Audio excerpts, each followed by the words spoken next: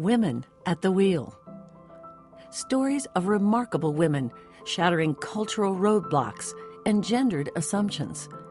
From inventing windshield wipers and brake lights to setting speed records in international racing events or inventing Kevlar to making interior design a key automotive component, these women created a mobility of possibilities that resulted in women's suffrage and opened doors to work opportunities beyond color and economic barriers.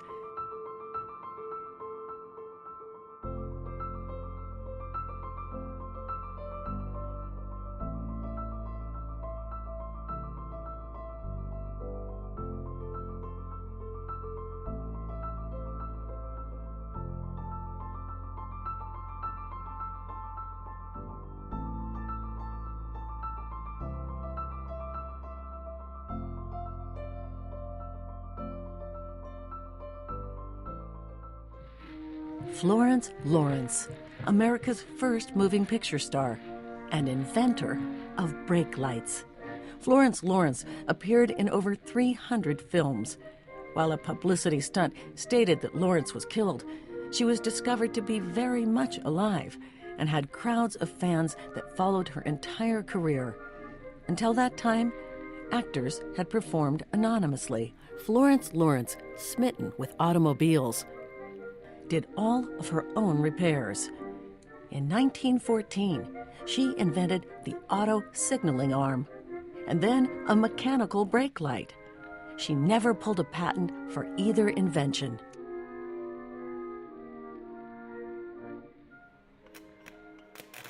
African American World War II plant workers. Women of color work in the factories. Integration of women and minorities into the workforce was initially met with resistance. However, the new opportunities for women and minorities cracked open the door to equal rights and would have profound impacts on the civil rights movement and women's movement during the following decades. During World War II, 6 million women entered the workforce. Rosie the Riveter and her "We Can Do It" motto came to symbolize all women homefront workers. As early as 1940, African American women called for integration of the defense industries, where blacks were segregated into the worst jobs. Soon thereafter, President Roosevelt issued Executive Order 8802, which outlawed discriminatory hiring practices by defense contractors and established the Committee of Fair Employment Practices. This was the first significant presidential action on behalf of African American civil rights since Reconstruction. Mary Anderson, inventor of windshield wipers. In 1902, Mary Anderson was riding a New York City trolley during a sleet storm and watched the driver struggling to see. She grabbed her notebook and sketched what would become hand-operated windshield wipers. People scoffed at Anderson's invention, saying that the wiper's movement would distract the driver and cause accidents. Her patent expired before she could entice anyone to use her idea. In 1922, Cadillac made windshield wipers standard equipment.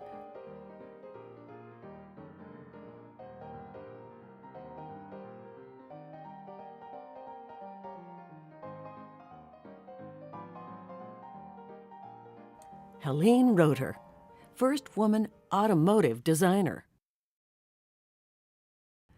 In 1940, Helene and Ina, her 7-year-old daughter, escaped Paris as the Germans marched in.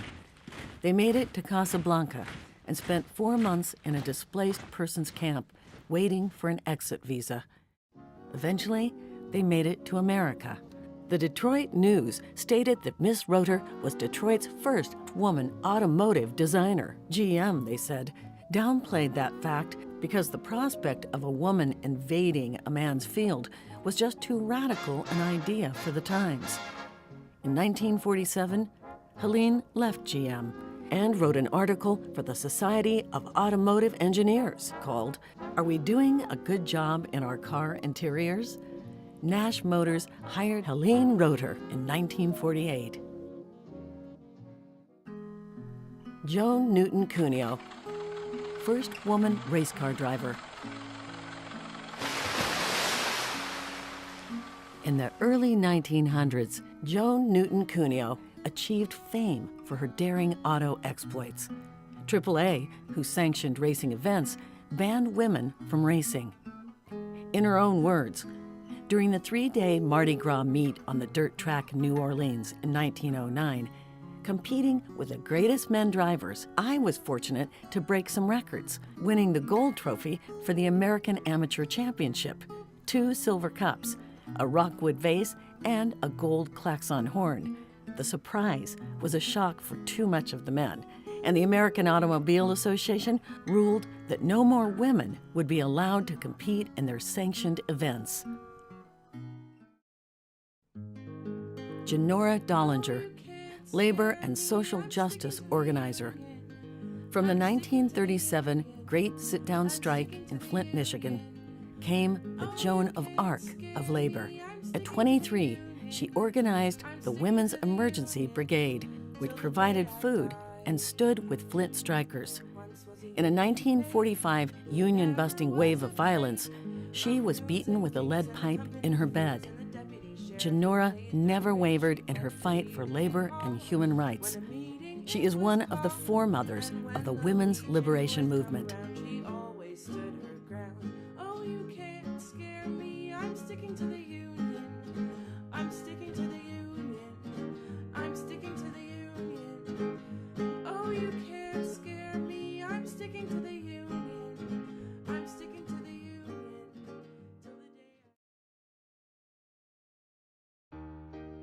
Suffragists, Nell Richardson and Alice Burke.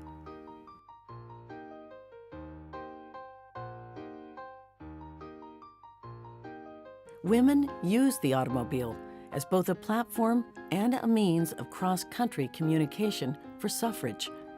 In 1916, Nell Richardson and Alice Burke drove 10,700 miles round trip in their Golden Flyer from New York to California, sponsored by the National American Women's Suffrage Association.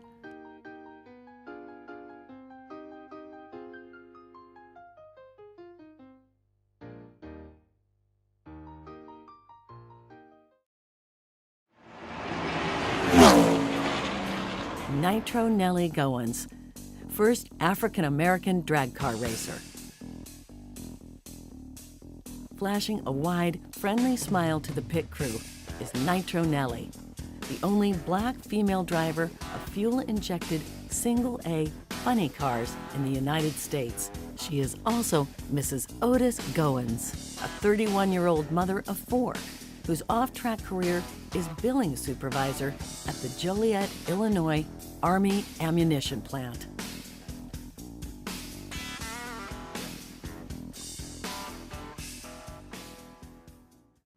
World War I-era women auto mechanics. In the early 20th century, many women embraced the freedom the automobile offered and wrote how-to books, novels, newspaper and magazine articles, and advice columns devoted to woman motorists. They participated in cross-country and cross-continent auto races, maintained motors, and drove taxis and trucks.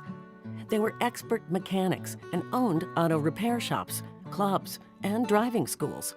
Despite dismissive attitudes about women drivers, women demonstrated their exceptional knowledge and understanding of the automobile and their place on the road.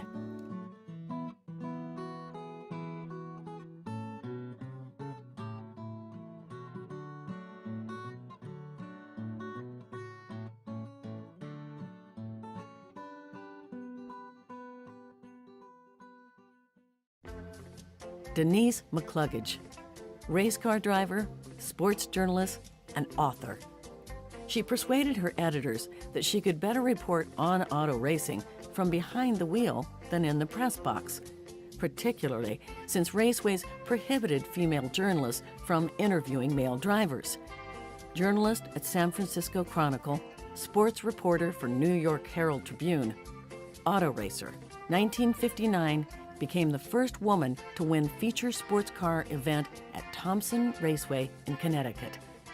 1961 won GT class at Sebring in Florida, and was the only female driver inducted into Sebring International Raceway Hall of Fame.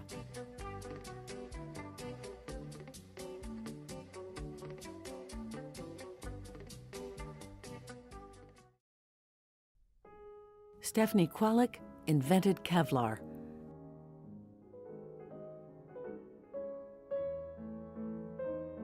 Stephanie Kwolek was an organic chemist at DuPont for over 40 years. While looking for a lightweight plastic to use in car tires, she invented a synthetic, bulletproof fiber known as Kevlar.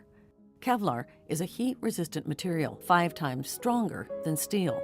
Kwolek received 3 honorary degrees, filed over 17 patents, and headed polymer research at DuPont until her retirement in 1986.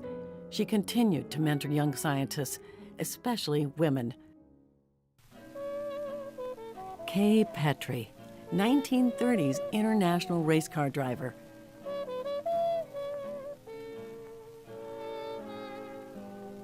She was petite, resourceful, and a fierce competitor. To operate the pedals, she strapped large wooden blocks on them. In 1935, she took the ladies' land speed record at 134.75 miles per hour in the Delage. Dottie Jones, UAW member and social justice fighter. Dottie Jones, United Auto Workers member, has worked for social justice, labor, and civil rights. Her proudest achievement was being on the Michigan Task Force Against Sexual Harassment, which resulted in amending Michigan's Elliott Larson Civil Rights Act to include sexual harassment as illegal behavior. Jones said, "There comes the time when everyone's got to stand up and say, that's enough."